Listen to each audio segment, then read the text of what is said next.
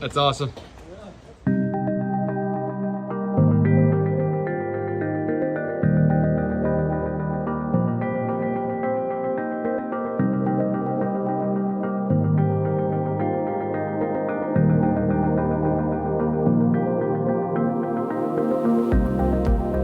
Hey Mom, so came back to Ubud with Nick. We have rented this beautiful villa with this incredible rice field and big area, and this villa behind us, you can tell it's gorgeous. It's so gorgeous.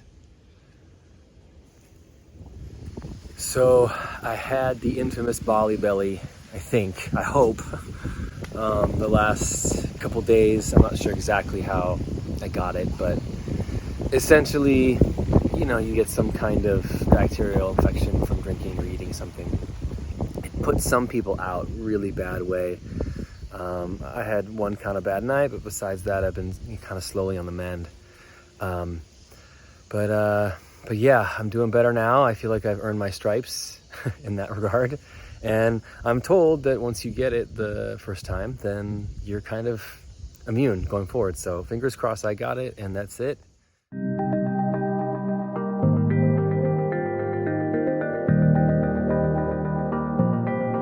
So I'm here at the monkey forest in Ubud, and it is a monkey sanctuary. We're gonna come across lots of monkeys here. But you can see one in the background kind of walking away. It's beautiful. It's actually kind of like a big park in the middle of the city, and let's explore.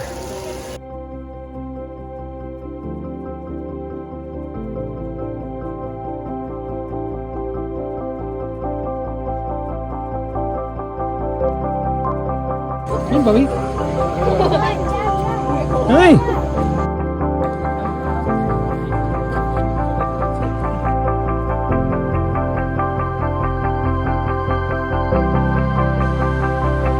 It's very peaceful and calm here. So there are some people who feel like the monkey forest exploits monkeys or is not good for them conservational wise. I'm not going to get into that debate, but just show you what's here, and you can have your own opinion about what that means.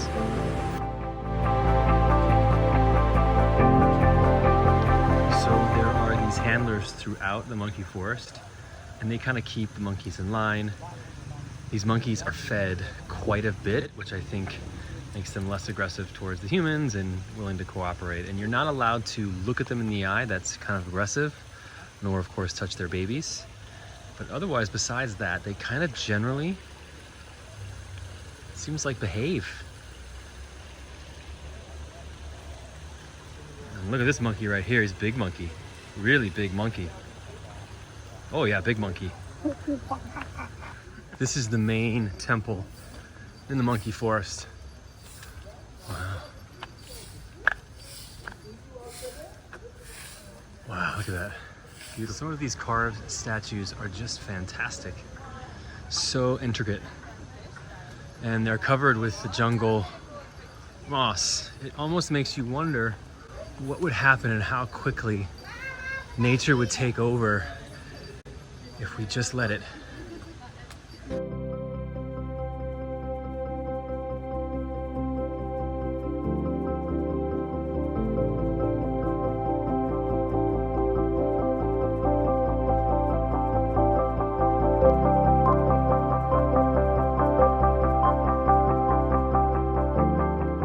So this is a Balinese cemetery, and it says that in this village we conduct mass cremation ceremony, and every 5 years on cremation ceremony day, all the corpses that are buried in this cemetery will be taken from the grave and cremated appropriate to Balinese Hindu tradition.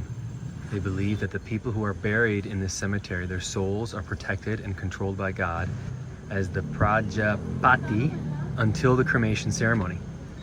So quite literally, they bury everyone in here in this graveyard, and then every 5 years on particular auspicious days, they dig them up, cremate them, and while they're waiting, they're safe. Their souls are safe here.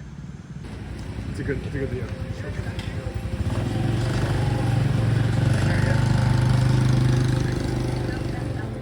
So Nick and I returned to the villa before we ventured out for the rest of the day, and I was inspired to reflect on some of my insights I've been having since I've been in Bali for the last 3 weeks. So I wanted to talk about the pace of Bali, which is very different. Certainly with driving, it's hectic in the streets, but for the most part, people here kind of work at a slower pace, which means that sometimes they say they're going to come at a certain time and they don't.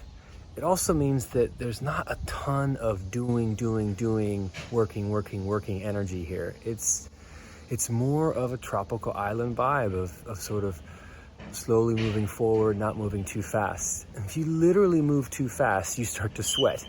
And you find if you kind of slow down a little bit and you kind of allow things to unfold, that it sort of magically unfolds in a very different way than the doing, accomplishing way of that I'm used to in the West.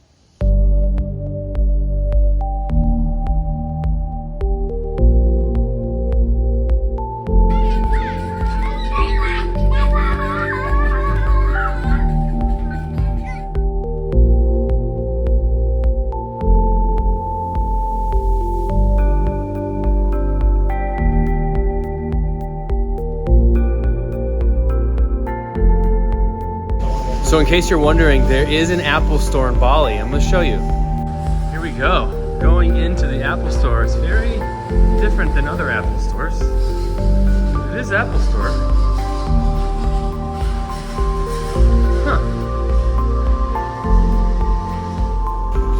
I need to put a complaint into Apple. That is just not up to standard.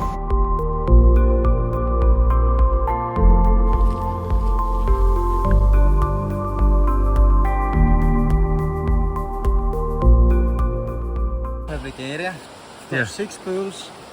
The water comes from natural spring, no chemicals, no chlorine. Natural springs? Yeah. So not the river. Sorry? It doesn't come from the river? It comes... No, it's from here. There's a spring. So I found my way to this hotel. I'll put it in the description.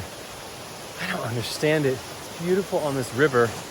They have these beautiful pools that are fed by a natural spring, as you can see behind me.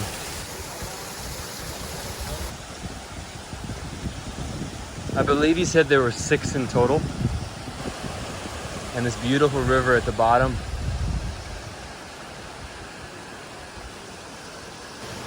This is what I love about Bali. You just stumble across something like this that doesn't make sense, and yet it's here. I don't know.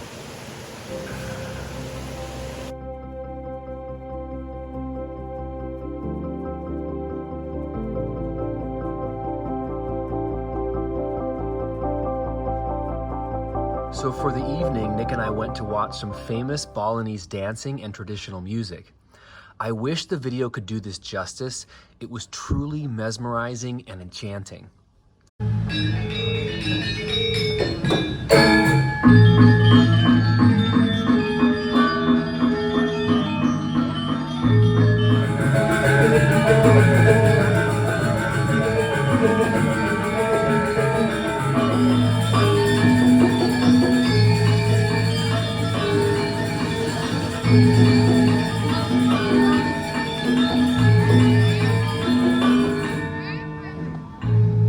I kept thinking, how did this tradition evolve? It's just so foreign and hauntingly beautiful.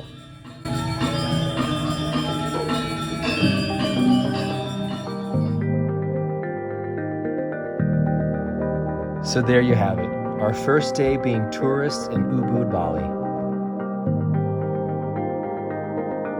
Be sure to check out part 2, where Nick and I visit some temples and the rice paddies of Tagalalong.